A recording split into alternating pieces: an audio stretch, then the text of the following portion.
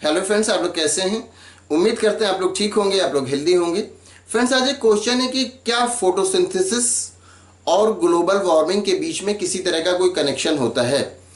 तो अगर हम देखें फोटोसिंथेसिस और ग्लोबल वार्मिंग के बारे में, तो फोटोसिंथेसिस को हम जानते हैं कि फोटोसिंथेसिस क्या होता है कि फोटोसिंथेसिस प्लांट में होने वाला एक प्रोसेस है, एक फंक्शन है, जिससे प्लांट कार्बन डाइऑक्साइड एटमॉस्फेयर से लेता है और ऑक्सीजन निकालता है। ये फोटोसिंथेसिस में होता है।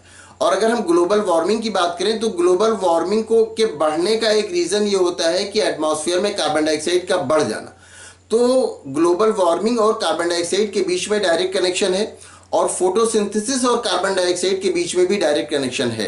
तो इस तरह से इसका मतलब यह है कि ग्लोबल वार्मिंग और फोटोसिंथेसिस के बीच में कहीं ना कहीं डायरेक्ट कनेक्शन होगा, क्योंकि फोटोसिंथेसिस में प्लांट कार्बन डाइऑक्साइड यूज करता है। तो अगर फोटोसिंथेसिस कम होने लगे इस एटमॉस्फेयर में, तो इसका मतलब ये होगा कि कार्बन डाइऑक्साइड का अमाउंट एटमॉस्फेयर में बढ़ जाएगा, क्योंकि जब प्लांट फोटोसिंथेसिस कम करेगा तो प्लांट कार्बन डाइऑक्साइड को यूज भी कम करेगा। तो जब कम यूज करेगा तो एटमॉस्फेयर में कार्बन डाइऑक्साइड ज्यादा रहेगा, और जब एटमॉस्फेयर में कार्बन डाइऑक्साइड ज्यादा होगा तो क्या होगा, उससे ग्लोबल वार्मिंग बढ़ जाएगी।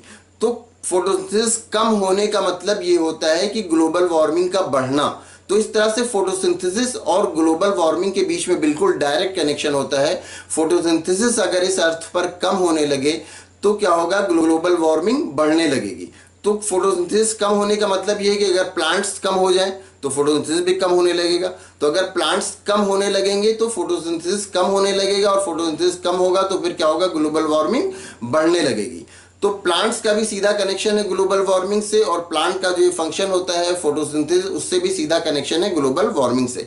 फोटोसिंथेसिस अगर कम होगा तो ग्लोबल वार्मिंग बढ़ेगी, फोटोसिंथेसिस ज्यादा होगा तो ग्लोबल वार्मिंग कम होगी। तो आपका जो क्वेश्चन है कि क्या ग्लोबल वार्मिंग और फोटोसिंथेसिस के बीच में कोई कनेक्शन है, तो बिल्कुल ग्लोबल वार्मिंग और फोटोसिंथेसिस के बीच में डायरेक्ट कनेक्शन है। फोटोसिंथेसिस के ज्यादा होने का मतलब ग्लोबल वार्मिंग का कम होना, और फोटोसिंथेसिस के कम होने का मतलब यह है कि ग्लोबल वार्मिंग का ज्यादा होना।